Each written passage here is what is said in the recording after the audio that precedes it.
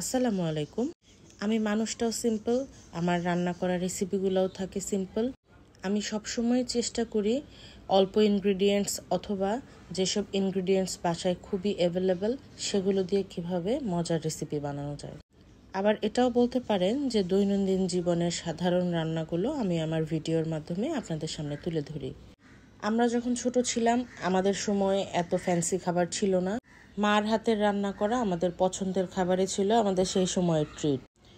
আমিও আমার ছেলেকে চেষ্টা করি বাহিরের খাবার খুব বেশি একটা না দিয়ে বাসার খাবারে কিভাবে অভ্যস্ত রাখা যায়। বাসার খাবারে ইউজ টু হওয়ার কারণে কিন্তু ও মাছ, সবজি এগুলোতে কোনো বাছাবাছি করে না। আর যে রান্নাটা শেয়ার করছি এই রান্নাটা চেনে না এমন মানুষ খুঁজে পাওয়া মুশকিল। প্রথমে আলু পেঁয়াজ আমি সমানভাবে নিয়ে সেটা ভেজে নিয়েছি, মানে আলু আর পেঁয়াজের পরিমাণটা সমান থাকবে। আলু পেঁয়াজ একটু লাল হওয়ার পরে আমি আমার পছন্দ অনুযায়ী মশলা দিয়ে দিয়েছি। আপনারা আপনাদের ঘরোয়া মশলাগুলো ব্যবহার করবেন। এরপরে মশলাসহ আলুটা কষিয়ে আমি এর মধ্যে ঝোল দিয়ে ডিম হাফ করে কেটে ভেজে নিয়েছি। এভাবে ভাজলে ডিমের ভেতরে মশলাটা সম্পূর্ণভাবে ঢোকে, ডিমটা খেতে ভালো লাগে।